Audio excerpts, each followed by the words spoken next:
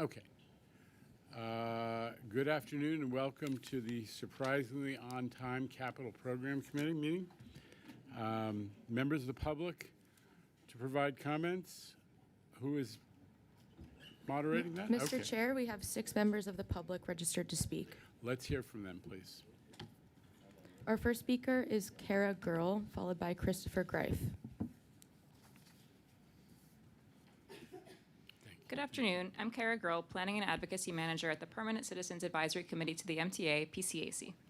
This month marked another important milestone for the Interborough Express, officially kicking off the environmental review process and getting started with formal project scoping. The IBX is a once-in-a-generation opportunity to connect Brooklyn and Queens neighborhoods with much faster trips, and it's also a chance to show that the MTA can build new things with the development of our first light rail project. We encourage riders to speak up at the MTA's upcoming scoping meetings to weigh in on the details of the project, station locations, and reasons why the IBX will benefit you. We'll have more to say in the coming weeks about just how transformative the IBX will be for riders, the city, and even for the MTA itself. There's a lot to be optimistic about with the MTA's capital projects, but we remain alarmed by the actions of US DOT and the federal government that risk holding New York back. Withholding $18 billion for the Hudson River Tunnel project and Phase 2 of the 2nd Avenue subway, combined with our decision to withhold critical anti-terrorism and public safety money for the MTA, are the latest examples of their blatant efforts to punish New York and New Yorkers. Tens of thousands of jobs hang in the balance, and hundreds of billions in economic activity are at stake should these projects fail to move forward. These jobs and essential projects support not just New York, but the entire region and the workers that depend on them. We stand with Governor Hochul and the New York congressional delegation and urge them to fight this unconstitutional injustice with every ounce of their strength. We encourage you to continue the work that needs to get done, and thank you for keeping riders moving in times of uncertainty. Thank you. Thank you, Ms. Girl. Our next speaker is Christopher Greif, followed by Jason Anthony. Good afternoon. I'm Christopher D. Greif, and I want to wish everyone happy Subway 121st birthday. And I already did say happy anniversary to Demetrius, but today I'm here to talk about the Capitol. As we have seen a lot of things accomplished, thanks to congestion pricing, we have seen more accessible stations, but not just stations, updating the technology of accessibility, which is important. It is extremely important because seniors, people with disabilities, all types, from wheelchairs to walkers, physical, mentally, are getting to see what we've been doing in the future of accessibility. And learning about this, it's telling them that how serious we really are. And I tell them that if you want to find out the facts, look at the MTA, go to the MTA Bold Book and look at the Capitol, what things we accomplished, from Metro North to Long Island Railroad to the subways, and yes, Access-a-Ride as well. So I hope in 2026 we'll see more accessible stations opening and more to be built, and see more R211s and soon the future R262s to come in, because more accessibility, more trains to see, and brighter lights, and updating our signages to make it fully accessible. Thank you.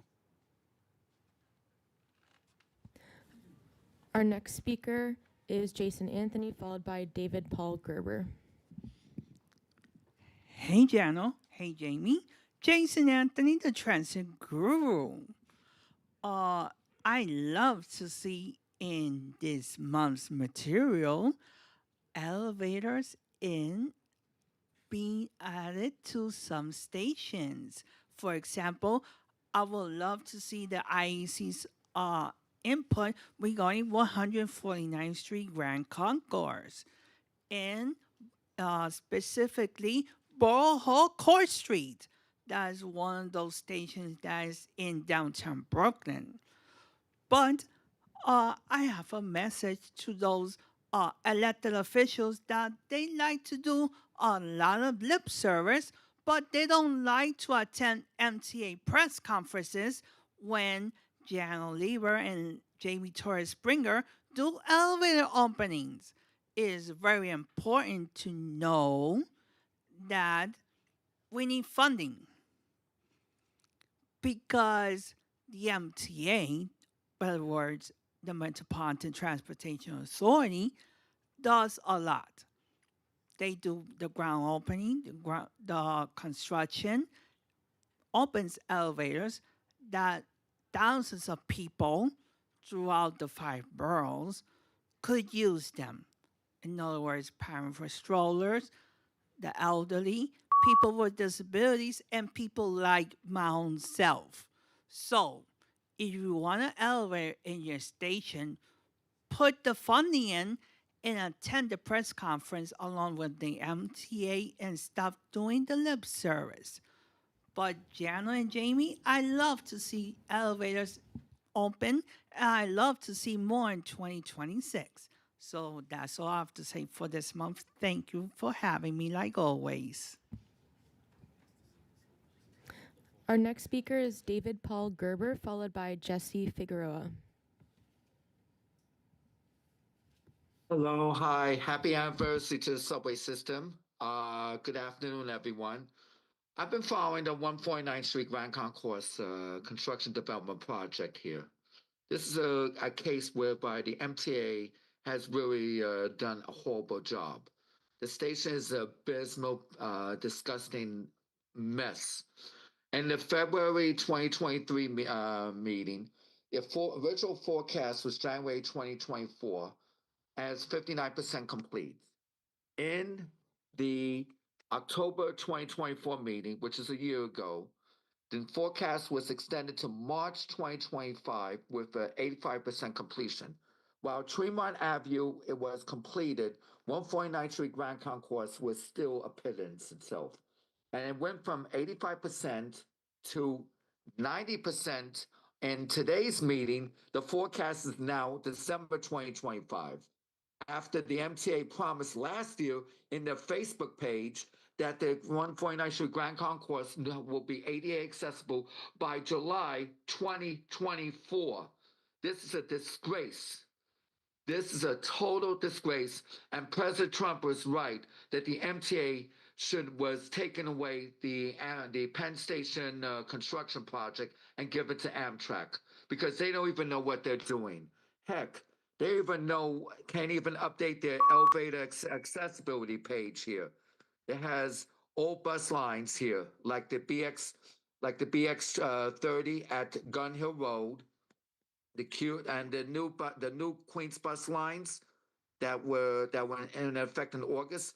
They still haven't updated, like the 102 at Queensbridge, which is now going Court Square. A shame, shame, shame.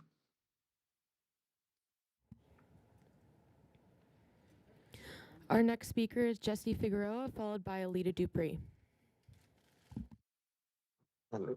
Good afternoon. Can you guys see me or hear me well?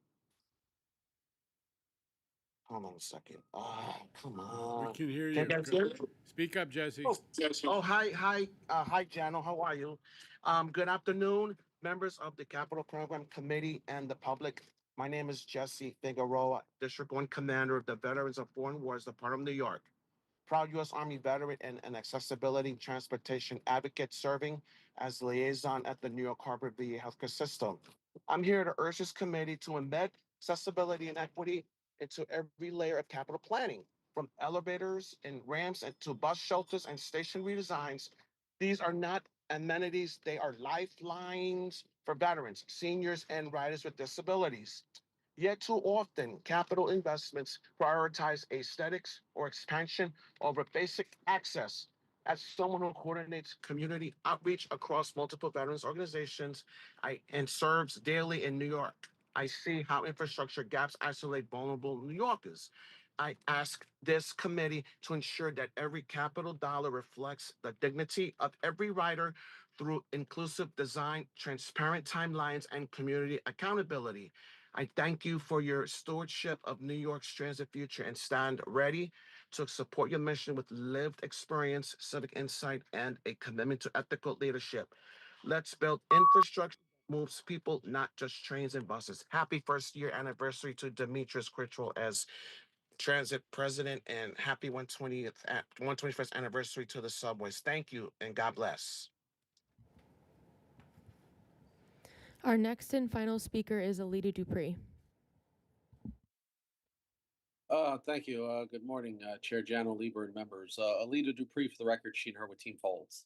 I have some independent subway for you today. How about that? Capital is very near and dear to me, and I let you know that I do tune in and watch the videos of your press conferences with elevators and other kinds of work that we're doing. It's very important. And I really appreciate your messaging about elevators and showing that elevators on the subway are indeed for everybody. Uh, I often emphasize the things in capital that we don't see. I enjoy Omni very much. It takes a big back office to run Omni. It's a mega project, and I really enjoy new trains and new buses and redoing our stations, especially with the elevators. Things that we can't see. Can't run a subway if the substations and the power isn't and the signals aren't working. And we're working very hard to keep up with that.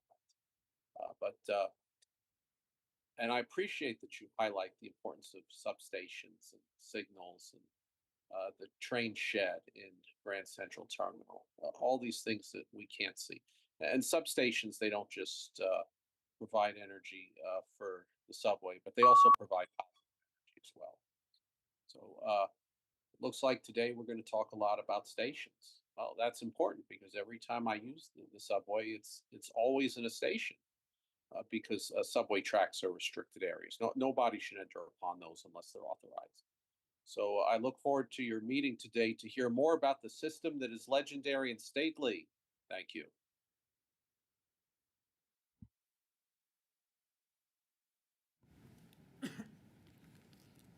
Okay, thank you to the public speakers. Copies of September committee minutes have been distributed and are available on the website. Changes or comments on the minutes? Any? Hearing none, may I have a motion to approve? Thank you for the motion, Mr. Herbst. Thank you for the second, Midori Valdivia. All in favor, the minutes are approved. Are there any changes to the work plan? Mr. Torres Springer. No changes, Chair, although we are updating CPC on Penn Station Access today, which is one of the mega projects. We deferred that to this month. Okay. Take it away, Mr. Torres Springer. Thank you very much, Chair and members of the committee. You see, we're starting off with a photo from work last weekend at 33rd Street on the 7 line, where we're making this station accessible by adding direct-to-platform elevators. We've talked about this a lot, but this work is being led by our station's business unit, who you'll hear more from later. And I want to say at the outset, I mean, we too are very upset and dismayed about the progress at 149th Street Grand Concourse. Bill's going to talk about that specifically. The important context you're going to hear from Bill is we got to look at the overall program. We have massively increased the pace of the work on stations for ADA accessibility, and we're bringing down the cycle times to get that work done, and we're bringing down the cost. 149th Street Grand Concourse, we are very disappointed with the contractor's performance on that. We are dragging them across the finish line. We met about it again this morning. We're looking to get it done by the end of the year. But overall, you have to look at what Bill presents in terms of the overall program. That's a success. The other big thing happening at the board this week. The board will be asked this week to approve an amendment to the 2020 to 2024 capital plan. This is a good practice to make sure we're keeping up with plan updates when we find dollars that are saved, when we need to reprofile dollars. It was actually recommended by the forensic audit done by Crow that started things off at C&D. There's also good news in this plan amendment. We've talked a lot about finding $3 billion in savings in our capital program since 2020, and that's allowed us to get more work done. This amendment is implementing the more work part of that. We're harvesting over $6 million in net savings on 239 projects versus some of the smaller increases on other projects. This is being reinvested. Some of what we're saving on that are highlights, congestion pricing, the implementation of the system came in $75 million under budget. It's performing very well and did come in under budget. Omni also, the new fare payment system, we are bringing that in under budget as a result of a lot of the management work that we've been doing and settlements that we've achieved with the vendor that's providing that. Notable projects that are now funded with those savings: 2 additional ADA stations. So actually, because of some swaps and identifying 2 new stations, we're naming 6 ADA stations today. You can see them on the screen. That will get done as part of the 2020 to 2024 plan. 2 of these, it's an increase of 2 stations in addition to identifying them. The well, I'll come back to you with the exact number. I don't want to get it wrong, but it's in the millions of dollars. The very successful platform barrier program, we're also funding that in this plan amendment, and that's achieved a lot of success to date. There are now 96 stations with platform barriers in the system. Vast majority of those have gotten installed by New York City Transit this year, and by the end of the year, we project we're going to get to 118 stations with the platform barriers. So this amendment enables us to fund that. Additional resiliency measures in Westchester Yard, which is subject to coastal flooding, a substation on Long Island, fencing at the Throgs Neck Bridge. So a lot of good news in this. And Stephen Lohr is here, our deputy head for development, in case there are any questions about that from the committee. But we'll have more detail about that at the board on Wednesday. But the bottom line is, we saved $600 million by efficient management of projects, correct? And that's allowing Correct. us to add new projects to the capital program, which, although it's technically past the deadline, the work continues to execute on all that. That's a huge Yep. huge win for New York and for the MTA. Good Yeah. stuff. Thank you. So the ADA stations, we broke ground on Middletown Road, as everyone knows. Yes, that's right. But, Yeah. so did we increase, which 2 No, are we increasing? it's just For- recognizing it to provide the funding for it within the plan. Yeah. No, so we didn't increase 2 new ADA? We did. There's 2 additions here. It gets it gets very Byzantine to explain it. Okay. But there are 2 stations that we are deferring to a future plan because they're just not ready yet. Okay. To get done. We had not named every station in the plan, so we're naming 2 more, and then we're adding 2. So in total, 69 stations will become ADA accessible as part of the 2020 to 2024 plan. So that's an addition of yes, yes. On the topic of more for less, the Park Avenue Viaduct replacement hit a major milestone this month with the completion of Phase 1, covering the portion of the structure from East 115th Street to East 123rd Street. This phase was incredible. It included 128 bridge installations, replaced more than 8,200 track feet, all without disrupting a single train. And we have the good fortune being joined by my colleague, Justin Vanashek, who's very pleased with that. This phase 1, is 21 months ahead of initial schedule, and the overall project is still projected to be completed a total of 51 months ahead of the schedule and $93 million under the initial budget. Credit to design build, to this board being willing to make a decision that enabled us to get Phase 2 going, and also the performance of our contractor, Halmar, who we're going to talk about more in the context of Penn Access. Last week, we were thrilled to join J.P. Morgan Chase for the grand opening of 270 Park. In addition to being a great vote of confidence in the economic vitality of Midtown East, this project was a great public-private partnership. It wouldn't have happened without the MTA making the decision to allow them to build their structure through the Grand Central Madison concourse, a bold move by my predecessor to my left, that he maybe something I can't imagine him letting me agree to, but that paid off with a real improvement to that space. If you walk through the concourse, it's a little subtle, but this is the best portion of the concourse with digital screens, and it's a great accomplishment. Because of this partnership, we also, above that concourse, got Phase 1 of the Grand Central train shed replacement done. That work got done on time and under budget, and that's allowing us to reinvest in future phases of train shed replacement. As you know, that's funded in the 25 to 29 plan, and more to come soon on additional public-private partnerships to get more of that train shed work done. We're just about wrapped that up and are ready to announce it. The Interborough Express has officially begun environmental review, which will run concurrently with the design contract that we kicked off in August. This Wednesday, the MTA will be at Brooklyn College for the first public meeting of the environmental review. That follows the dozens of events we've held introducing the project and hearing feedback from communities along the corridor. So a couple of big reports today. We're going to hear from Bill Montanili, who does a wonderful job under Mark Roche's leadership running our stations business unit. And then after we hear from him in the IEC, I'm going to talk through Penn Access. Bill. Good afternoon, everyone. Today I will update the progress on the station's business unit. I will provide a status on both the ADA accessibility and state of good repair programs, highlighting elevator replacement projects. A quick refresher of the work the station's business unit performs. Our business unit covers 493 stations in all 5 boroughs. Improvements are predominantly customer-facing and focus on accessibility and state of good repair enhancements to improve the customer experience. The state of good repair work is further classified as elevator and escalator replacements and station component and renewal work. A station condition survey is conducted every 5 years to assess the state of various station elements, such as platform edges, canopies, and staircases.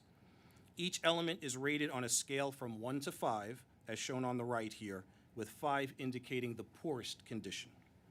The survey results inform both component and renewal work. Component projects address station elements rated 4 and worse, whereas renewal projects are more intensive, targeting elements rated 3 or worse. We are engaged in active work at over 100 stations right now. The business unit currently manages a budget totaling approximately $16.5 billion across multiple capital programs, with 13 contracts in design, 7 contracts in procurement, and 18 contracts in construction. Over half of our program, about $10 billion, is made up of projects to expand station accessibility. The remaining work consists mainly of state of good repair projects, including replacement of elevators and escalators. For the current capital program, our budget totals approximately $6 billion. Again, accessibility is the main focus of our work. An additional $1.1 billion of station accessibility and state of good repair work has been referred to the infrastructure business unit under the new line bundling strategy. Since our last meeting 13 months ago, we have awarded over $600 million worth of construction projects, continuing our commitment to expanding accessibility and advancing state of good repair work. We have completed 10 projects worth $1.6 billion. Of these projects, 40% were completed on time and 70% were completed on budget, with 2 projects, ADA at Hunter College and Grand Central Station improvements, completed both on time and on budget. We expect to complete 1 more project this year.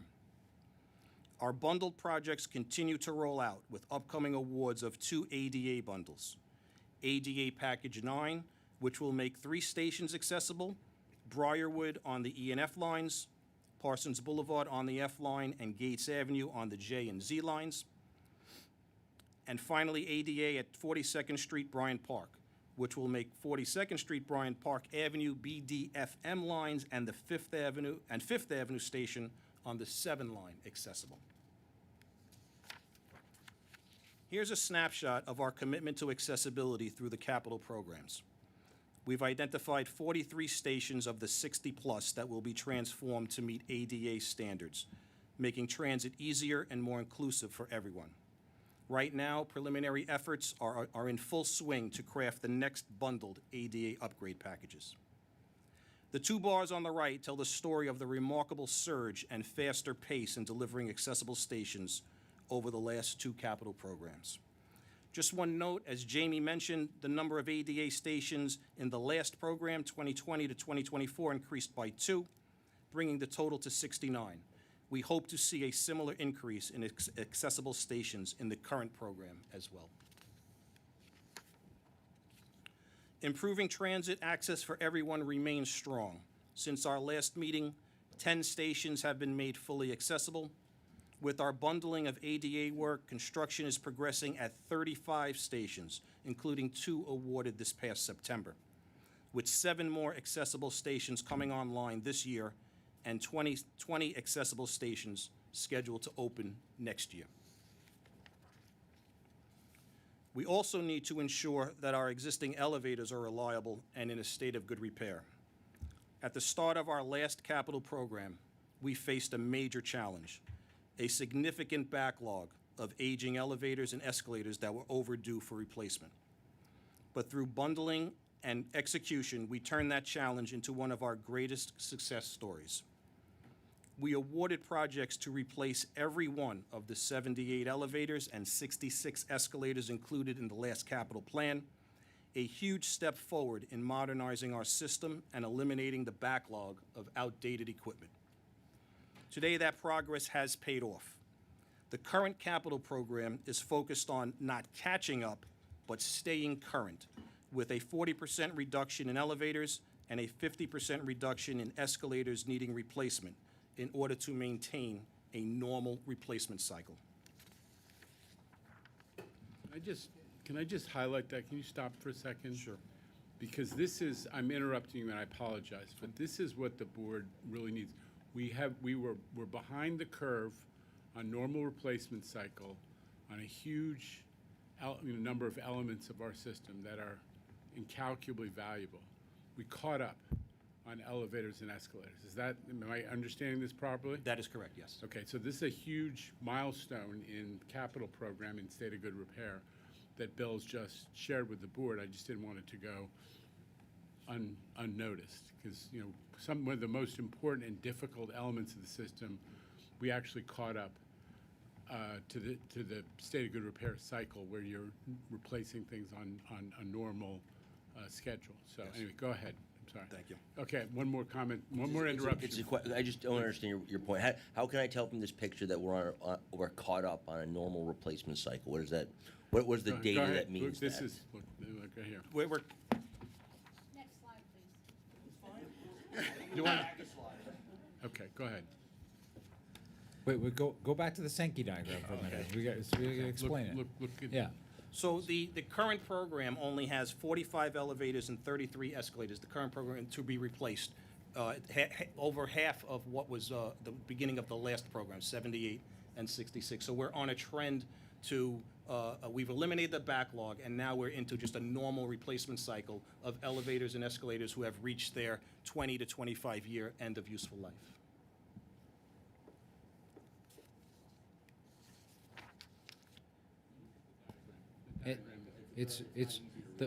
I guess the bottom line is every single elevator that was due to be replaced was replaced. Yes. That's what comes down to. Rather than having Thank you, Sean. Continuing with elevator and escalator modernizations, since our last meeting, we have successfully completed the replacement of 29 elevators at 16 stations and 25 escalators at 12 different stations. The elevator replacement program is currently focused on 2 contracts replacing 56 elevators at 27 stations. We are over 40% complete across these 2 packages, completing 22 elevators already at 13 stations. Both of these projects are on time and on budget. These 2 packages are part of our broader effort to deliver better, faster, cheaper on elevator replacements across the system. The station's business unit has worked with the contracting community to increase the efficiency of demolishing existing elevators so that we are ready for the new equipment earlier. Then, at the end of the process, we are more proactively planning alongside New York City Transit so that the testing and commissioning teams are deployed earlier. Over the last 2 years, this has led to shaving 2 months off the average elevator replacement, all while we are actively working on more elevators than ever.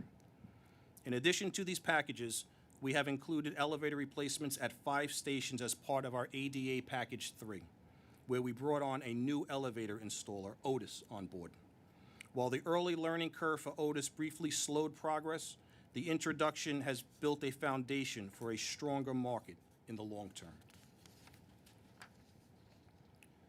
Continuing the focus on maintaining a state of good repair, the next project I'd like to highlight is the renewal work currently taking place at the 61st Street Woodside Station. Once completed, this project will restore the elevated station and portions of the line structure to a state of good repair. We encountered the need for over $30 million in additional steel replacement due to severely deteriorated supporting steel beneath the platform, which will delay the project. If you visit the station today, you'll notice the safe span system installed under the elevated structure. To provide context for this additional work, let me take you back in time for a moment. The Flushing line is a vital artery for subway access throughout Queens and is one of the most heavily traveled routes in the subway system.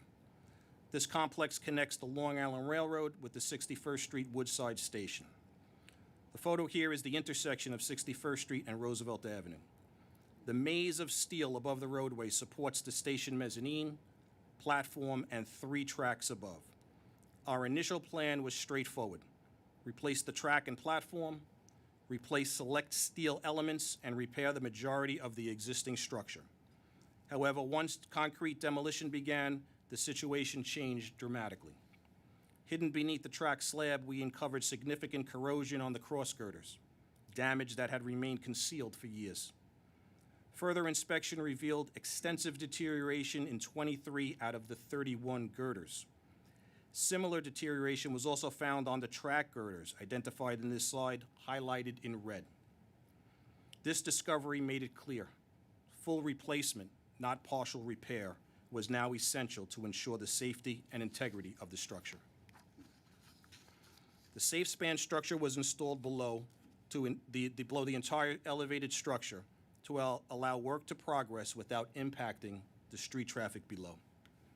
To give a sense of scale, one of the girders replaced measured 95 feet in length, 8 feet in depth, and weighed 30 tons. Replacing such a massive structural element in a dense urban environment while minimizing disruption to train service and the surrounding community presented a significant challenge.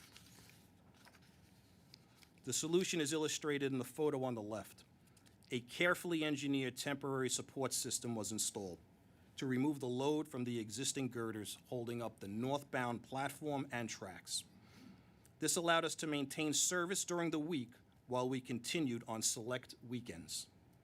In total, 520 tons of temporary steel will be used to facilitate the safe replacement of the 23 girders for the entire station, which will be completed in just 6 weekends on the northbound side. Once completed, the temporary support will be relocated to the southbound side tracks to continue the replacement on that side for another 6 weekends. A second project innovative solution is shown on the right.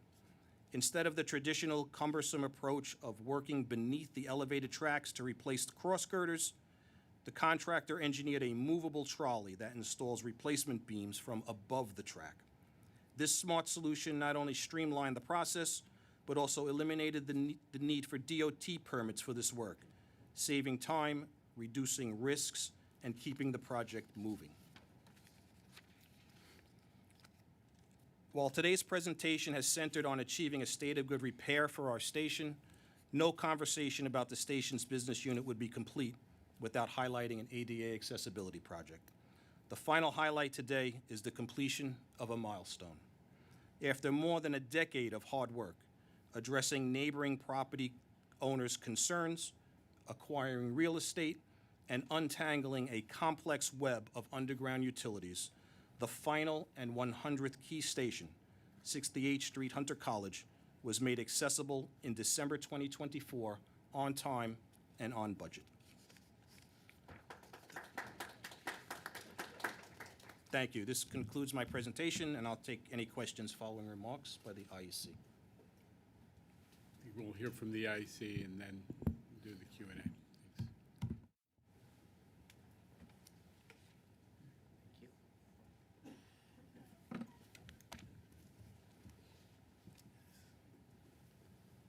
Thanks.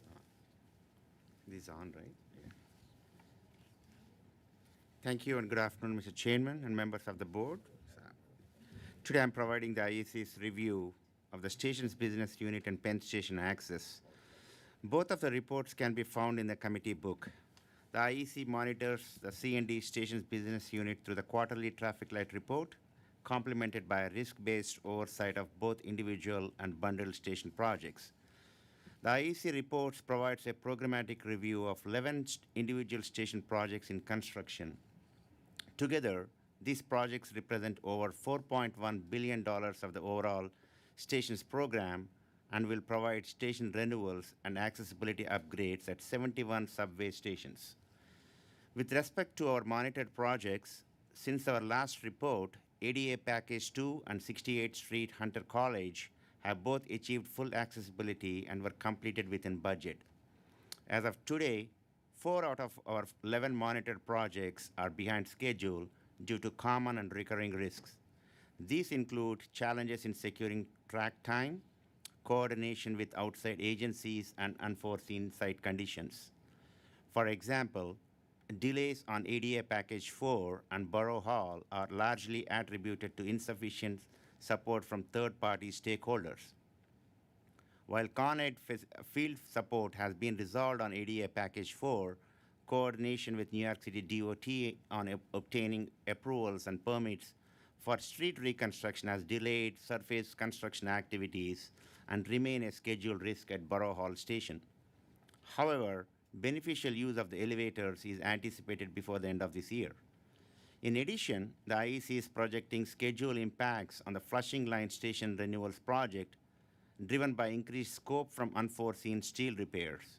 The IEC anticipates that this ongoing work will cause potential delays to ADA Package 5 unless a track outage allowance or partial station closure is approved. Continued focus on effective planning of in-house resources and close interagency coordination will be key to keeping the projects on track as new awards move forward. Our cost analysis shows that aside from the 2 projects with added scope, all monitored projects remain within budget. A continued program challenge is the limited availability of contractors and specialty subcontractors, all of which are in demand because of highly competitive New York City construction market. This condition adds pressure to MTA's efforts to deliver the program within the timeline of the 2025-29 capital plan. We encourage C&D to continue its outreach to attract and engage contractors along with elevator and escalator subcontractors to help ensure there is sufficient capacity to fully support the program. The IEC recognizes the early onboarding of the project management consultant as a positive step. This has been adopted on some recent projects, and we encourage the implementation of this valuable approach for all upcoming awards. As part of the ongoing improvements, C&D continues to build on its centralized database of program-wide lessons learned.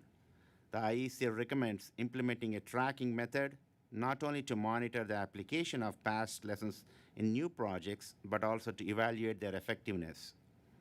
Additional recommendations are in our report. C&D continues its efforts to mitigate challenges through innovative pilot programs, increased hiring, and streamlining resources. Overall, the IEC finds these efforts are contributing to C&D's continued progress toward accessibility and state of good repair objectives at the 65 stations in the current plan. This concludes the IEC's review of the stations program. Thank you, Suraj. I just want to know. I just want to thank the IEC and just note that there's a lot. You don't just. It's not just what you see in this meeting. There's a lot of back and forth. They make recommendations. We take them on board, and they're very useful. And I think it's interesting. I mean, that when it comes to the stations work, you can just see for how much work we're doing. It's just that's the root cause is how many of these 100-year-old stations we're trying to rebuild at once. Inevitably, there are problems with the market doesn't support it. We can't find the subcontractor. As Bill showed, I mean, that astonishing work that's happening at 61st and Woodside, no question, we could have just walked away and said, this is too complicated. We'll come back and do it another time. We didn't. So that means that overall the work on the Flushing line is going to take a little longer, which we're taking advantage of that to get work done at other stations. But it results in, it's just the magnitude of what we're doing results in some of these inevitable slowdowns, and we're doing our best to recover from it with the help of the IEC. Andrew Albert. Yeah, I think this is great, and I know you are taking advantage, but while we're talking about stations and ADA packages, twice on page 19, once on page 20, and once on page 21, the Van Cortlandt Park 242nd Street station is misspelled. It's not Courtlandt, it's no U in Cortland, so those need to be corrected. It's we will hold Other we will hold comments those or responsible questions? accountable for that. Yeah, exactly. Yeah. Other comments or questions? Midori, Valdivia. Hi, thank you for the presentation. So would love to hear a little bit about how you end up sequencing these ADA projects because, oh, okay, Hida. Yeah, no, this is great. It's a joint question then. Like how, because you've added 2 new stations, which is exciting, but it kind of feels a little bit like a black box on like why these 2 get added. How do you make sure that, you know, the next one's ready? How do you choose which ones to attack? Right. It is, yeah, yeah. It's a complex. You know, Bill can speak to it in part, but I would say it's a planning question. And as you know, what we've got is we've really ramped up two departments at C&D, development and planning, that think through all our 472 stations and look at a variety of factors. The most important one is how much of a need is there for accessibility at that station versus other stations that, you know, so we will achieve through this next program. I think every other station will be accessible, so that's sort of one of the ways that we're targeting. Then of course we mix in what's feasible, where can we figure out how to get the work done. We can match it up to outages and disruptions. So there's a really complex, and of course we get a lot of stakeholder input, and we're taking that in as well. I don't know. The accessibility community has been involved in the selection process from the jump. So that has been one of the core factors in as we go to figure this out. But a lot of it is the bundling approach that Jamie's talking about. Is you want to take on accessibility in part in places where you have a lot of other station work to do and create a bundled project that takes maximum advantage of outages. Bill, sorry. No, Jamie gave a very thorough answer. Yes. Okay. All right. Melvin Miller. So I'm really interested in understanding how we can further mitigate the slowdown of projects because of the lack of capacity in the industry. We know that there's a lot of construction happening, and I know that we are doing some things internally to improve the capacity of like smaller firms and MWBEs, and there's some programs that the MTA is doing, but at large, there's an issue regarding work, especially when you're talking about specialized trades and specialized work. So what are some of the innovative things? Like, are we looking for firms outside of New York? Things that we can do to make sure that these projects are coming in on time so that we have the capacity to do them. Yes, it is very specialized, both elevator and escalator work. We have brought on, like I said, a 3rd elevator installer, Otis, and we're working with them. But we are going out across the country to try and find additional elevator and escalator installers that will come join the MTA. Yeah, I'll just build on that as well. I think Bill says it well. I mean, we're constant, we at least once a week we meet with a contractor or a subcontractor who we'd like to see working in our system. It's very hard to work in our system. It's a unique thing, and so often it's matchmaking, getting them to joint venture with a firm that's already figured out how to work in our system. But we spent time, Bill and myself and others, and the folks who run our small business program. We weren't able to get our stair railings fabricated a couple years back, so we went and found a fabricator that could do the work I think they're in Jamaica, and Jamaica, Queens, yeah, Jamaica, Queens. And we help them build up the capacity to fabricate railings for our stairs. So we're doing that. And also our small business program is a huge asset to us. A lot of the work that gets done in our stations, particularly the stair work and lighting, is done by the small business contractors. The cap on that has been increased by the legislature to $5 million, so that's helping to at least relieve some of the pressure on the larger contractors. And there's another factor, which is that we do $1 billion a year of minority and women-owned business through the MTA Capital Program. But one of the challenges is that contractors, because they're on the hook for the schedule and liquidated damages, in they don't always are not quick to use somebody new. So what we have been doing over time, and this predates Jamie's leadership, but it's continued very strongly, is to create incentive while they're having events where you literally pair the prime contractors with some of these minority and women-owned and small businesses who have been certified under the MTA's programs, and make sure, and you're making matches. The governor, to her credit, has come to a couple of these events to try to encourage everybody to take this effort seriously, so that prime contractors will, I won't say take chances, but undertake to use new subs and therefore grow the capacity of the industry of folks who are qualified. They've been certified, but they haven't gotten enough work. And so we're trying to do a lot of that. That effort continues to be a focus of the effort. We're actually looking at some structural incentives for prime contractors to try out new subs. I think Evan was going to add something. I just wanted to add that we're also, on the procurement side and also on our engineering side, we're out at industry events, speaking at industry events here and even outside of the New York area, trying to encourage, outside other contractors who don't do business here to come and do business here. So that's an active pursuit of ours.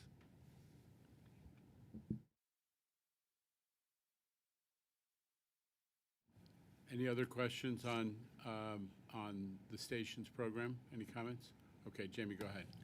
All right, so we're turning to an update on the Penn Station Access Project. I'm going to handle this update myself, along with a couple of outside professionals I'll introduce shortly.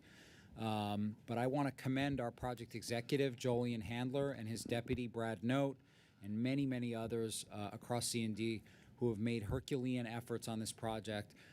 Jolien in particular, since he came on board with this project in 2023. As the board knows, this project has been troubled from the start, and that's predominantly due to the fact that we are working on Amtrak territory, subject to Amtrak's cooperation and oversight, as we'll discuss today. We're reporting on a new completion timeline today, establishing the facts about what has been holding the project back and proposing a new, more aggressive set of solutions to deliver service. And for that reason, Justin Vanashek has joined us from Metro North. Since the, remember why we are building this project. Since the 1930s, intercity rail trains have been passing by the East Bronx neighborhoods. This is a NYCHA development called Bronx River Houses in the background. Those neighborhoods including Co-op City, Morris Park, Parkchester, Hunts Point, without stopping. We set out to finally provide that service, have those trains stop. And to preview where we're headed with this, while this project is delayed, we are coming to a proposal to get that service started in 2027, even while we're working to finish construction on a longer time frame, largely due to Amtrak's constraints. Penn Access is about adding 4 new stations in the East Bronx, serving 30,000 daily riders. I believe that's about how many riders ride the Northeast Corridor with Amtrak. While there's real value to the region that New Haven Line riders will be able to get to Penn Station, 2/3 of the riders will come from New Rochelle and the 4 Bronx stations. This is a benefit for the East Bronx. But in order to build these stations and run this service, the MTA agreed to rebuild Amtrak's Hellgate line, which is dilapidated and serves as a barrier to speedy intercity service by Amtrak, and needed a serious upgrade to accommodate service. That's the majority of the Penn Station Access budget. Rebuilding track, signals, power, communication systems, bridges, drainage, all of that rebuilding for Amtrak to continue to run service. We set out to do this work with federal support because it was the path to getting service to the East Bronx. but it meant working on Amtrak's territory with their cooperation and oversight, which they committed to at the beginning of the project. Here's a simple way that I can describe this project. It was basically the same as the third track project on Long Island, rehabilitating and expanding 10 miles of mainline service. We set that project up with design build. It did involve a lot of outages impacting weekend service and handling a lot of complexity, including the amazing bridge pushes that you see in this image here, and working to restore electrical service, as well as rebuilding, I believe, 5 stations, essentially from scratch. But it came in on time and $100 million under budget. Through separate competitive processes, we even wound up with the same contractor on third track and on Penn Station Access.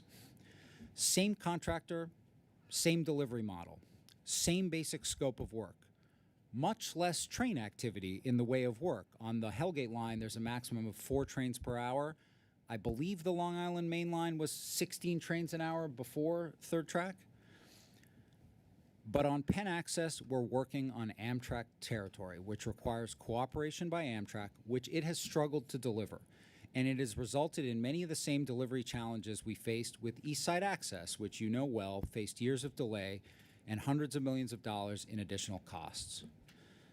Here's why, the trajectory of this project, and we're going to get into a little more detail after this. First, Amtrak was unable to provide outages.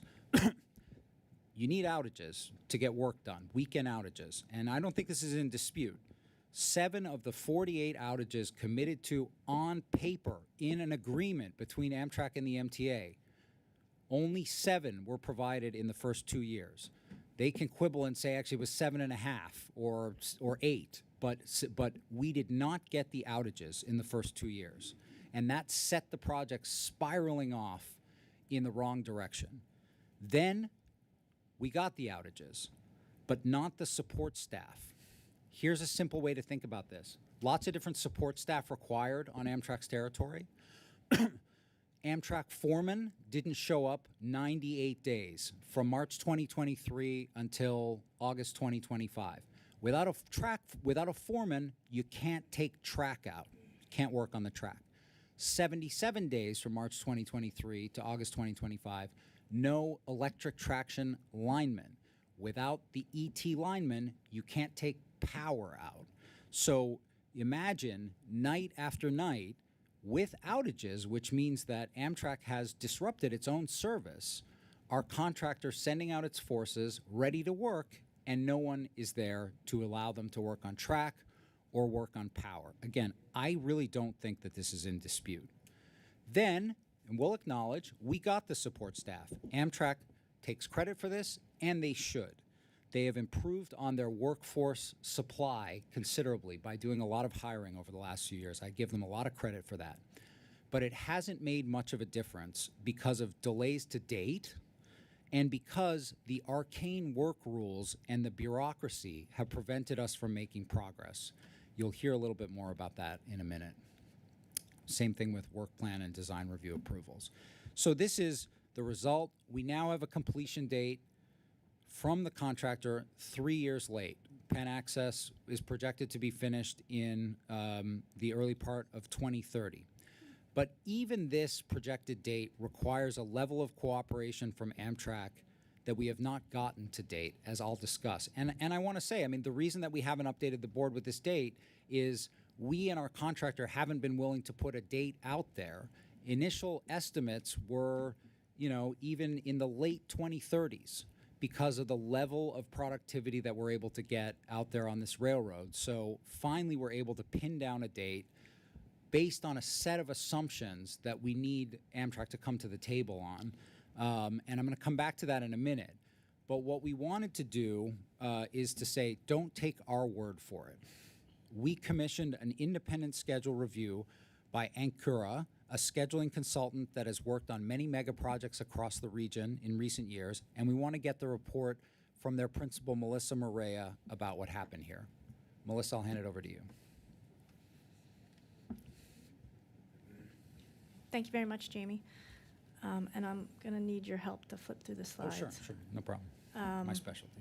As Jamie mentioned, my name is Melissa Morea, and I've been asked by the MTA to take under review impacts from the Penn Access project, and specifically to look at the impacts that Amtrak has imposed on the job to date. It doesn't identify all the impacts that have happened, but my presentation today is about the impacts imposed by Amtrak. As Jamie mentioned, there are 3 different types of impacts by Amtrak that have significantly impacted the project. First and foremost, it's the lack of outages that are made available. Second, it's the force account that's not available to actually perform work when we do have outages. And third, it's the change in work rules that have impacted the ability to do specific work activities. And I'm going to go through that a little bit today. What you see here on the screen is what the project team, the MTA team and their JV had agreed to in the baseline schedule. And that baseline schedule was planned to be started in January of 2022 with the completion in March of 2027. It's a little over 5 years to complete the project. Critical to that achievement of that time is getting to what's called the Leggett interlocking completion date. That Leggett interlocking completion date allowed for progress and work east of Leggett to then progress with multiple areas of work fronts. But in order to get to that Leggett interlocking completion date, what was fundamental was that Amtrak provide the MTA with about 51 planned weekend outages. And these are outages that are 55 hours and allowed for many fronts of work to be achieved so that significant progress could be made. In 2022 and 2023, specifically, and up through the Leggett interlocking milestone, approximately 51 weekend outages were contracted and agreed to by Amtrak during this time. Specifically, in 2022, 10 weekend outages were supposed to be allowed. In 2023, another 38 planned outages were supposed to be allowed. And in doing so, these 48 weekend outages allowed for the completion or timely completion of the Leggett interlocking date. However, this did not happen. If you can go to the next slide, Jamie. What I'm trying to depict here at the top of the page is those planned outages in green that I just depicted on the previous slide over the years of 2022 and 2023 and into that Leggett interlocking milestone. But what actually happened is as Jamie mentioned, as I've looked and researched, is that only 2 outages on the weekend were available in 2022, and 5 outages were available during the year of 2023. This significantly impacted the ability for the project to proceed. In addition to not receiving those long-term outages where much work is planned and executed to be done, cancellations were also incurred in other shifts of time. So if you click on the next slide, what I've depicted here in red is the actual, in red and gold, is cancellations of additional shifts that were not supported and were, as a result, canceled because of the lack of force account. What I've identified in red is actual cancellation of work activities. And what I've identified in gold is a shorten of work activities because force account can't support this work. As Jamie mentioned, Amtrak has supplied and helped work through the more outages available towards 24 and into 25. But you can see from the red lines that the impact of progress on the work in 2022 and 2023 were significantly impacted by the lack of work activities that could proceed because of Amtrak and their lack of force account. In addition to that, specific and critical work resources were not available. If you hit the next slide. As identified by Jamie and looking at the project record, specific work that Amtrak was to support by providing their track foremen were impacting the project throughout 22, 23, and into 24. In addition to that, critical work that was supposed to be done around the electrical work and required support by electrical Amtrak Amon were also not provided. These impacts significantly impacted the schedule of this project. If you flip to the next slide. Specifically, and as I spoke about, the planned achievement of Leggett interlocking was critical to move the progress and the project along, allowing more access and more available workspace east of Leggett. The critical path of that milestone was delayed 17 months and did not complete until this summer. So according to the plan, which was supposed to complete in January of 2024, this milestone did not complete until June of 2025, approximately 17 months later. The impacts that I just spoke about are highlighting and significantly impacting and causing this 17-month delay. First, the lack of outages, and specifically those weekend outages, cancellation of outages, as well as shortening the outages were significant impact to that milestone. In addition to that, the lack of force account and the manpower resources available to support the work fronts also impacted and delayed that milestone. Further, and I'll talk about specifically a little bit later, the limited force account to do specific work activities have impacted the ability to actually produce and achieve some specific work, and we'll talk about that. In addition to that, during this last 3 years of the project, there have been Amtrak work stoppages, and also Amtrak self-performed work out of sequence that also impacted this milestone.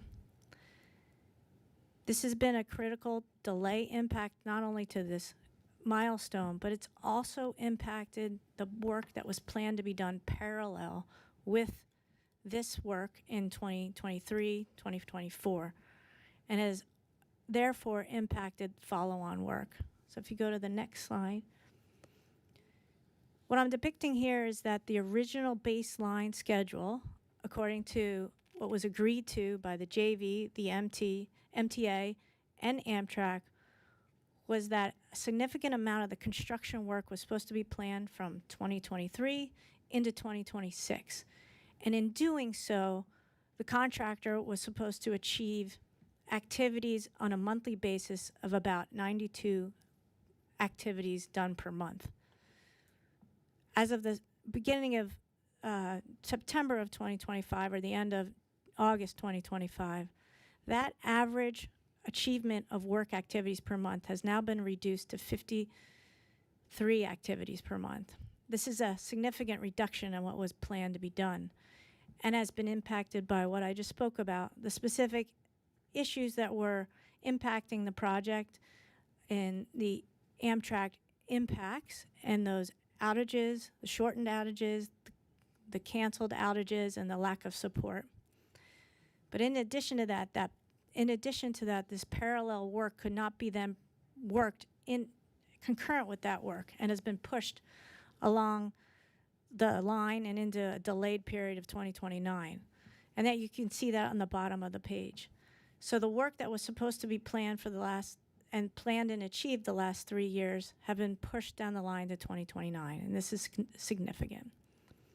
A specific example of that is the actual track work west of Leggett. This specific work was planned to be done in parallel with Leggett interlocking so that that work could be achieved in 2023 and 2024, as I've identified in the top of this page in the gold bars. However, in the new planned schedule as of August of 2025, this work, as you can see, is spread out starting in 2024 all the way out to 2029 because it couldn't be done in parallel and didn't have the available outages or resources by Amtrak to do that work in parallel. That is just one example of the impact of not only Amtrak to the critical path of the project, but also to the parallel or concurrent work to the project. If you can flip to the next page. Another impact that has been imposed on the project by Amtrak is the planned work that was supposed to be done on certain elements, according to the contract or the guidelines by Amtrak, to put a OCS installation portal in place, on average, about 9 force account resources were supposed to be used. Today, Amtrak is requiring essentially, on average, 17 force account support members to support that same amount of work. So in essence, you've got one portal to install where you had planned to do actually 2 portals with that same force account resources.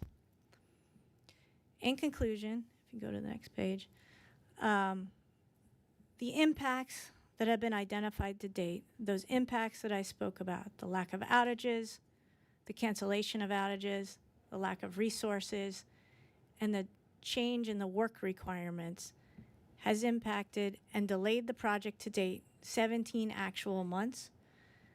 But because of those impacts, as well as the parallel work that was supposed to be planned to do, it has actually delayed the project completion an additional 19 months, or a total delay of 36 months, if Amtrak can support the new project schedule that the team is working on.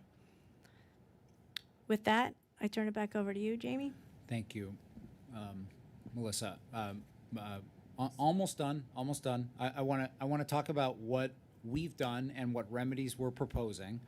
At the MTA, we've been struggling with this for years, and we've done everything we can think of. We've written down Amtrak's work rules for them. We've set up a system to coordinate outages and staff support across the region. We've convened partnering workshops to agree on design. We've even volunteered to reduce the scope of what we plan to build for Metro North. Biggest example is we switched out our rolling stock solution. We eliminated a lot of items that aren't absolutely critical to service. Switching to the board approved it, the battery locomotives means that we don't have to build third rail and 2 substations. We eliminated that. We've put many proposals forward for Amtrak to similarly either defer scope or eliminate scope, and what they have agreed to is that we don't have to paint one bridge. I do want to give credit to Amtrak staff who have made efforts to cooperate with us along the way. While progress has been made, it's simply not enough.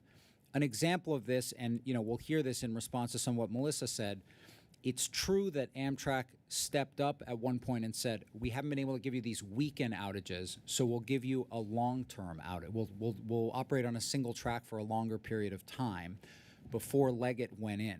The problem was they didn't have the staff resources to show up to support the work. So in fact, that disruption that they made to their service really didn't have an impact. And even then, they say, oh, well, that's the equivalent of weekend outages. We weren't able to work on weekends during that long-term outage. They could only give us crews to work five days a week, 2 8-hour shifts. So we didn't get weekend work done during that period. And then we got a lot of cancellations. But again, efforts were made along the way.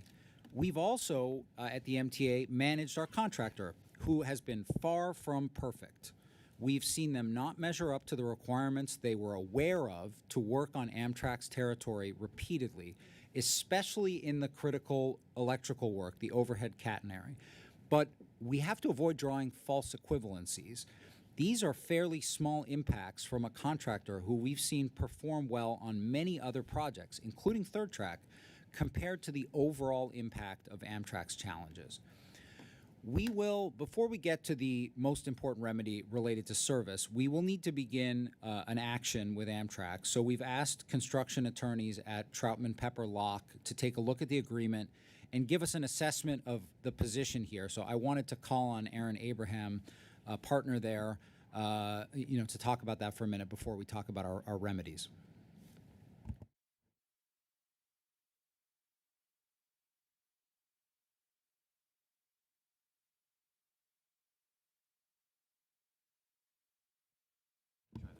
How about this one? How about now? How about now? Okay, I got it. Thanks. Again, I'm Aaron Abraham. I'm one of the leaders of the construction practice group at Troutman Pepper Locke, including the group in New York. We were engaged by MTA to, as Jamie said, first of all, engage Ancora to do an analysis of the delays on the project, as well as review the agreement with Amtrak, with HRJV, and analyze both Amtrak's obligations under that agreement as well as MTA's rights and remedies under those agreements.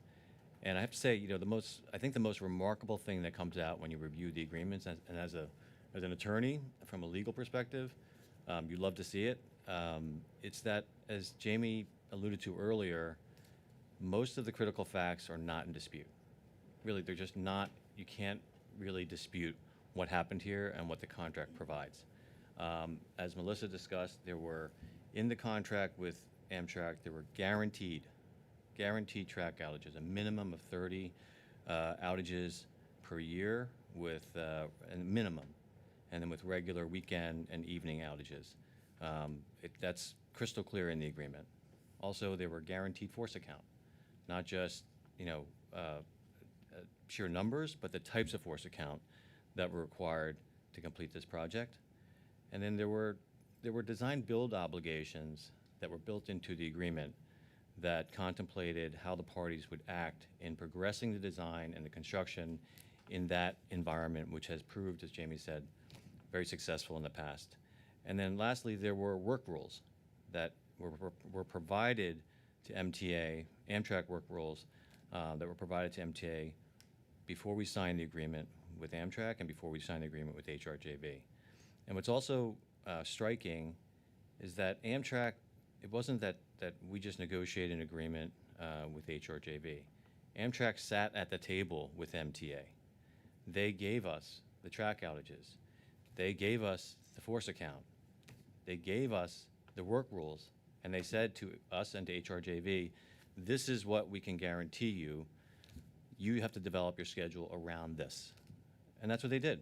They sat at the table. Not only that, but they negotiated that agreement with HRJV under their parameters, which they were the only party who had control over that. And they approved the schedule. When the schedule was finalized, Amtrak approved the schedule based on all the guarantees that they had provided to MTA regarding force account, outages, and work rules.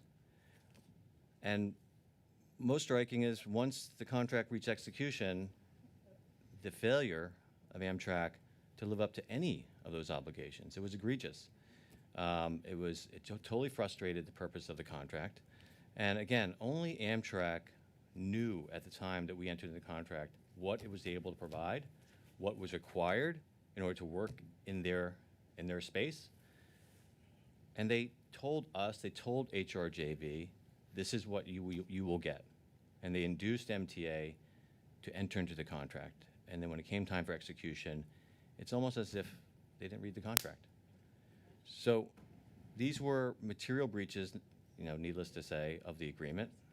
We're looking into the remedies, and there are several remedies. There's a process that has to be followed in order to follow through on those remedies. I think Jamie will talk about that a little later. But clearly, from a legal perspective, what's not in dispute here says it all. Thank you, and we're almost done. I swear, we're almost done.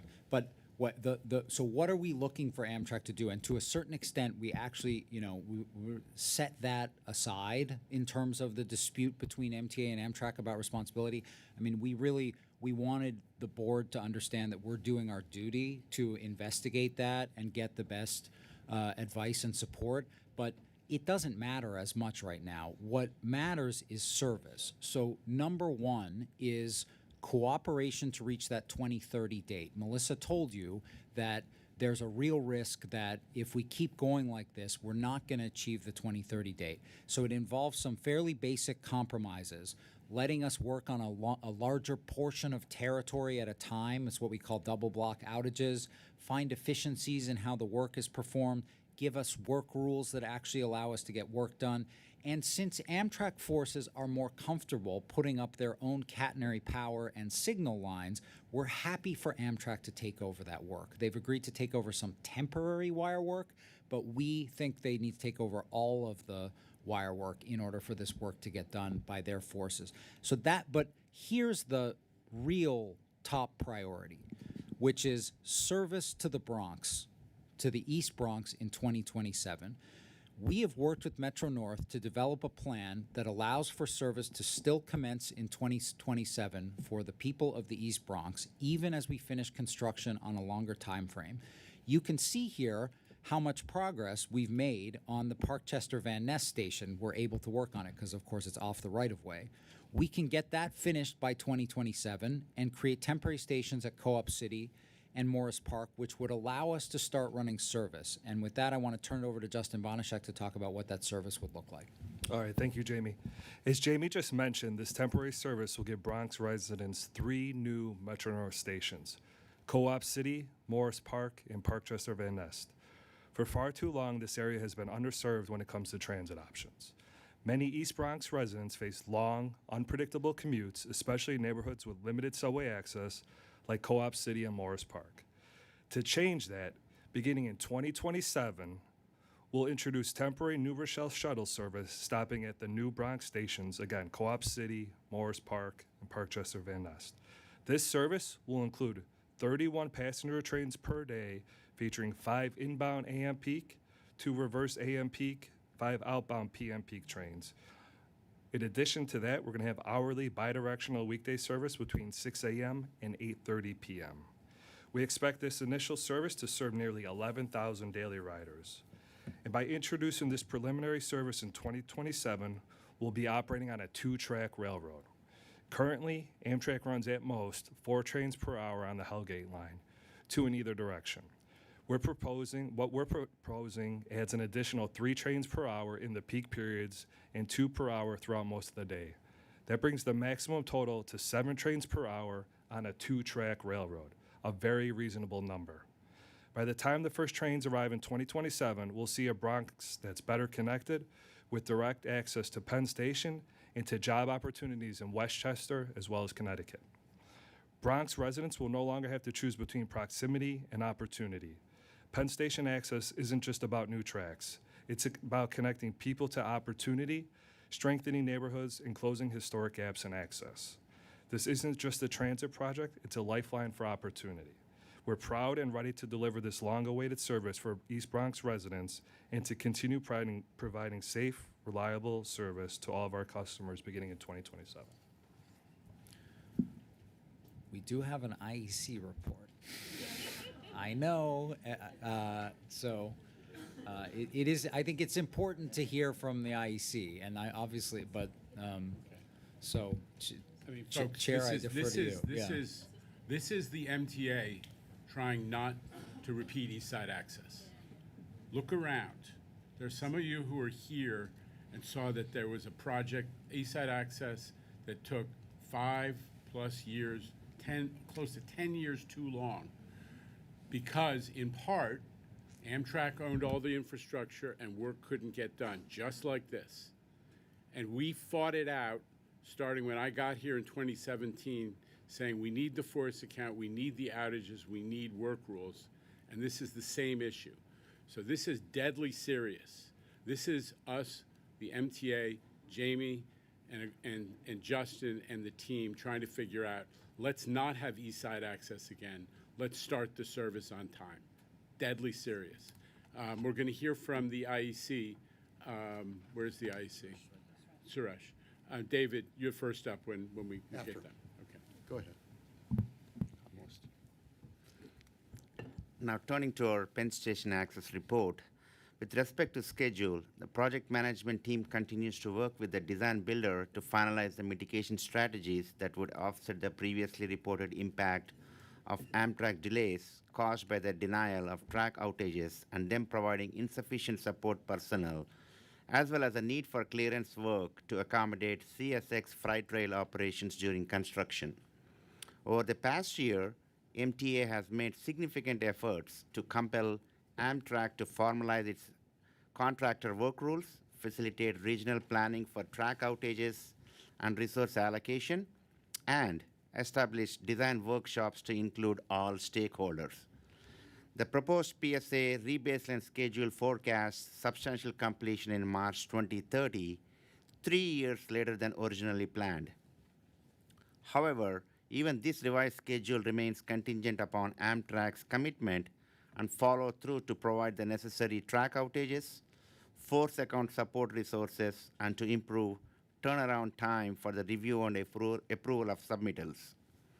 Leggett interlocking, which was placed into service in July 25, represents a significant project achievement, allowing the use of extended single-track outages to facilitate construction. This accomplishment was delayed approximately 8 months later than last reported because Amtrak's overhead catenary system, OCS, had to be repaired before work could continue. Subsequent construction work around the OCS may require more repairs. Delays also occurred due to Amtrak's power feed issues and added time to complete testing and commissioning. The schedule may further slippage without the design builders and Amtrak's full commitment. Based on lessons learned from the cutover of Leggett interlocking, the IEC recommends MTA C&D ensure sufficient detail and time for testing and commissioning activities are incorporated into the rebaseline schedule. Allotting adequate time to place each of the remaining interlocking into service reduces the risk of further critical path delay. With respect to budget, the current PSA project budget stands at $2.867 billion. The budget is being reevaluated to assess potential impacts from the revised schedule. Following finalization of the rebaseline schedule and resolution of claims, the IEC will provide an updated project budget and schedule analysis. Thank you. All right, so bottom line, you agree with the project team and what they've said so far, right? Okay. David Jones. Yeah, I've listened to Jamie, I've listened to the attorney. Obviously, we have a clear breach of the contract terms. What's the point in negotiating with them? They'll tell you anything, and there's no consequences for breach. That's what I'm concerned about, that we've already had clear examples that they signed off on a major contract. There's no teeth in this to secure us from having it happen yet again.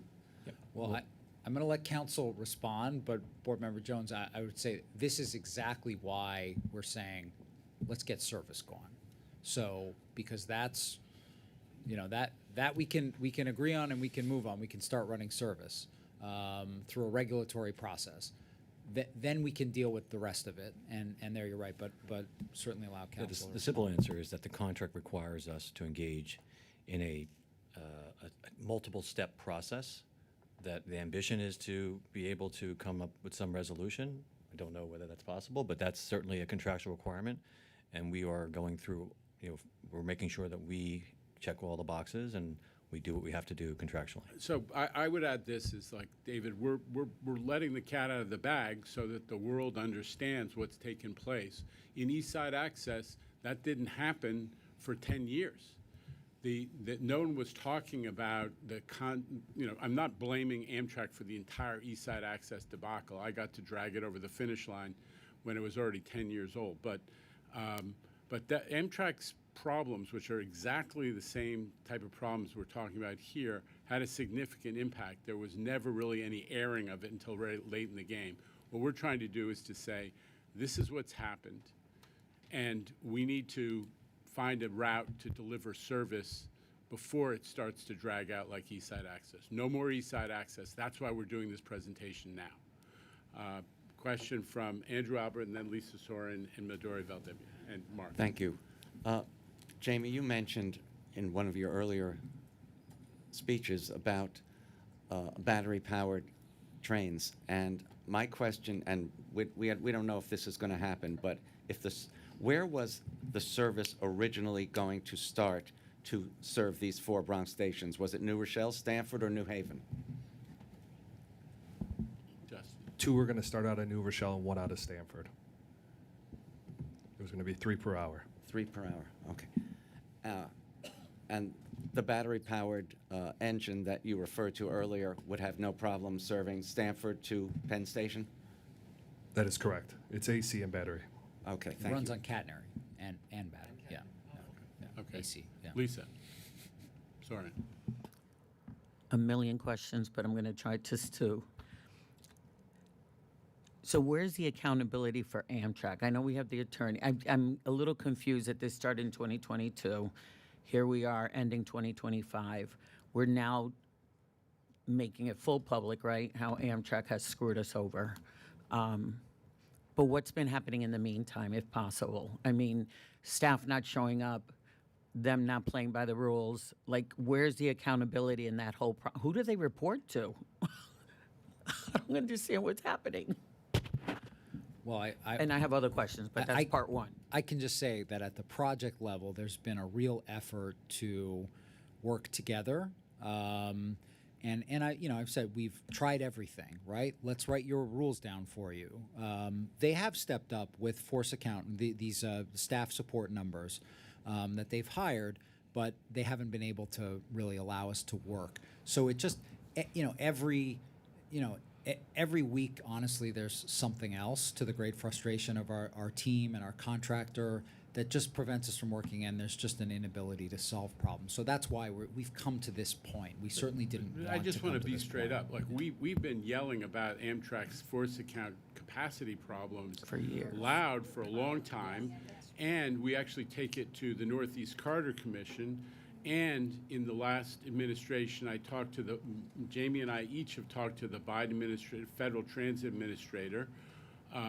We said, if Amtrak can't hire and keep the people, let's develop a system where, like the utilities, when needed, they can use people from other companies, other agencies. They could draw people from even Metro North or Long Island Railroad who are qualified to do the supervisory labor or to oversee catenary work or otherwise.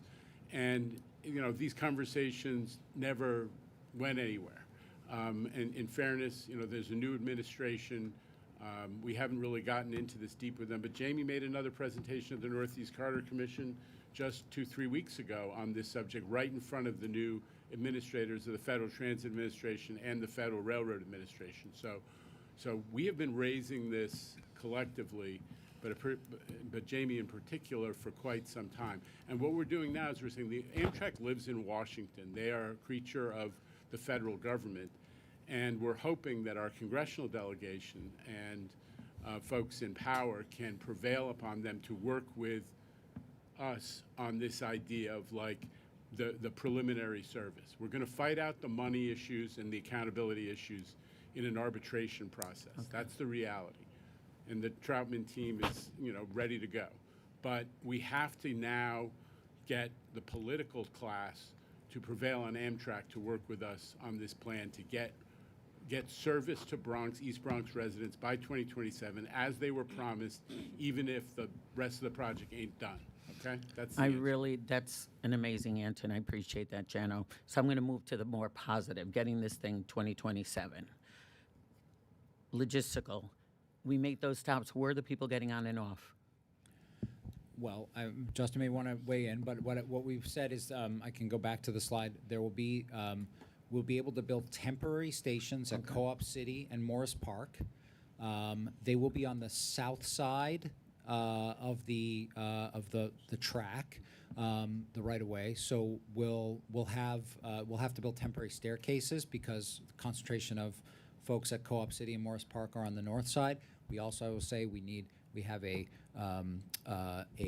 real estate interest that has been very difficult with us, called Real Term in Morris Park, who need to come to the table and allow us to get to an agreement so that we can get that temporary access built. It becomes more important now. We in the city are discussing taking a significant action against them if they don't come to the table. That's more important now. And then Parkchester Van Ness will be a permanent station, so it'll be it'll be accessible as is. Yeah. Did we explain Hunts Point? Just Hunts Point is the fourth station, very important station. Unfortunately, because it's down in the cut of the tracks, we can't put a temporary station in there and get work done. It's just not enough room. So that's a problem. Having said that, it has to happen somewhere. The 6 train is a couple blocks away, and we'll certainly do everything we can to get it into place as quickly as possible. So I'll end my point by saying, you know how passionate I am about this whole process. Where we can help, I'm ready to roll up my sleeves. and bring the Bronx to its feet if needed. I mean, this is an important project that we'd all been waiting for. So anywhere we can help, I'm officially putting it out there. It's needed. Short answer. Yeah. Yeah. Midori? So yeah, as a city representative, this project's really important. I know our city planning commissioners kind of worked around like transit-oriented development here. It's really disappointing that this is where we are, but I'm really impressed and frankly like surprised that we'll still get some temporary service. Curious about what the incremental changes between what we expected and what we'll get in 2027. And then also curious about whenever there's a day when force account doesn't show up and our contractors cannot do the work, what's the estimate of loss a day? Because I assume you still are paying these folks to stay on this project and they are mobilized. So just wanted to check in on that. I think, Justin, want to comment on the service? Yeah, sure. So on the service, originally planned was 105 trains. Now it's 31, so about a quarter of the trains. I think that's right, that it's an impact. I mean, particularly as Melissa showed, a lot of these cancellations are within 24 hours. So there will be a cost to that. I mean, that one of the things we have to work out with the contractors, as I've said, the contractor's not perfect. So, it doesn't mean that there wasn't something else that they were doing wrong. That means that we don't owe them for that delay. But generally, a cancellation within 24 hours, they're going to get paid. We, in the agreement, Amtrak agreed to take on $50 million of liability for cost overruns. This is part of the complaint that we're making at this point is we're going to have to renegotiate that. They burned through that the first year easy, so we're gonna. That's one of the key facts that Troutman's going to get into is if you get into an agreement and you immediately don't comply, it raises issues of whether the agreement was in good faith, and we're going to get into that through the arbitration.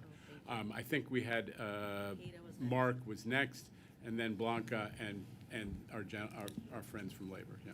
It just sounds to me that we are going down the legal avenues, which may be necessary, and I can appreciate that. But you're talking about cost overruns, given the current environment that we have. I imagine there is a significant amount of federal funding for this project right now. Do we envision some retaliation where they will pull back? Look, I don't want to speculate.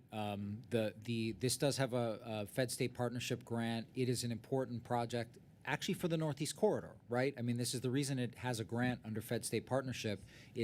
This is how you speed up Amtrak service from Boston to Penn, or it's one of the important ways. So I think that remains an important federal priority. We haven't heard anything, from the feds to the contrary. But look, we got to get the thing built. That's the most important thing. Remember, Jamie's point at the outset, 2/3 of this work is actually on Amtrak's behalf. So we hope that they won't treat it as, somehow this is some wacky New York thing. It's for everybody. Blanca Lopez, and then we'll come back to Mr. Valenti. Thank you, Mr. Chair. Is there a specific deadline we're giving Amtrak to allow us to, for them to cooperate with all of the, what you've mentioned in the slide, but to allow us to go ahead and do the work that we have to do in these stations so that it's ready for 2027, or no? We really need to start right away. We need to order some coaches in order to run this service. The deadline for that is looming, so it's an immediate sort of thing. Okay. Mr. Valenti.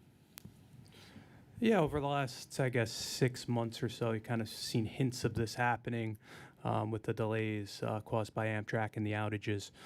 So I expected the delays to 2030 with the construction.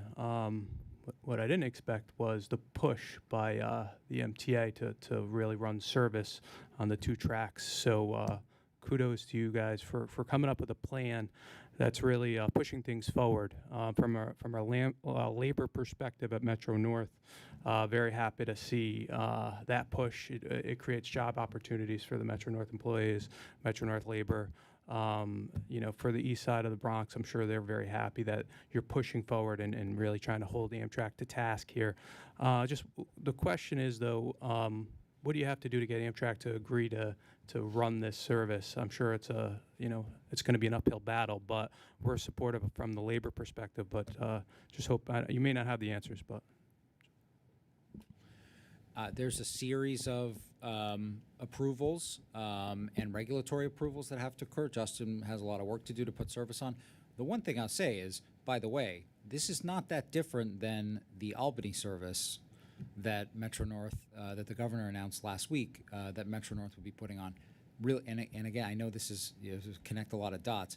Same situation where, because of the difficulty rehabilitating the East River tunnels, Amtrak is unable to run adequate service to Albany, and therefore Metro North is stepping up, and the governor brought everybody to the table, and everyone has figured out a way to allow Metro North to run service in Amtrak territory to Albany. It's really the same thing, and we would expect that it could go just as smoothly. Mr. Leathers. Yes, earlier in this meeting, my question would have been, were we able to quantify the financial impact of these delays or cancellations? And now my question would be, how many occasions was work set up and resources were on site ready to work, and maybe a lineman didn't show up, or maybe a supervisor from force account didn't show up, or were not scheduled to show up? Is that something that we can get the data on, or the metrics? We absolutely have that. Melissa, did you want to speak to it? Yeah, that specifically would be identified in that red to gold line. So we've identified, of all the work activities that were scheduled, that would be a day that it was either canceled in red, or gold, the shift was actually shortened. So that represents at least one, maybe two, and sometimes three activities a day that were impacted by the lack of force account not being sufficient enough to do the work activity. Now, has a dollar value been added to that data? We haven't put that together as far as adding up all the dollars associated with that delay. But again, that's one piece. What you don't see on the side, and what we haven't, it's hard to calculate, is these delays in red and gold are what were canceled within a week to 24 hours of that work being done. You don't see, and there's still an impact of actual weekend outages that were planned and were canceled 6 weeks in advance, so other work was produced. So there's other significant impacts that prevented work that has to be organized and calculated, and will be part of a dollar amount in the impact that it's been caused. Mr. Leathers, I'm just going to tell you honest, we had to give this board a presentation on this project. It was actually due last month, and we're giving you this presentation because this is what's going on now. There'll be plenty of time for arguing about dollar value in the claims process, but the thing that matters here is we now have a plan to give the East Bronx service. And that's where we're focused, because we know we're going to fight with Amtrak. They're going to blame the contractor. It's going to go on a little while. And we have capable professionals who will quantify that economically. The game here is, will Amtrak let us run service? They gotta. Thank you. Thank you. Ada, and then I think we're going to wrap up because we got to let the finance committee happen. So just quickly, so where do we go from here? I mean, obviously, we promised service to the people in the Bronx, and kudos to us that we're going to go ahead and do that. Is that just obviously we're sticking the eye into Amtrak, and we should, but does that just prolong this coming to some sort of conclusion? Like, do you meet with them weekly, monthly, like who, or are we just leaving it to the attorneys to try to figure this out? No. So I mean, we meet with them daily, but we've written today. We've written to Amtrak, a summary of what we've just discussed today, and made the demand that they allow us to run service in 2027, and that they agree to those items we identified that are required for us to get to timely, the eventual completion of the project. And so we're, the ball's in their court. Okay. I hate to do this, but we have to get through procurements. Can you do very quickly, Mr. Iceland? Yeah, I'll do the expedited version, thanks. This month, I'm presenting 6 procurement actions for your consideration, totaling $124.2 million. The first item is a new award for a publicly advertised and competitively solicited contract to Forte Construction Corp.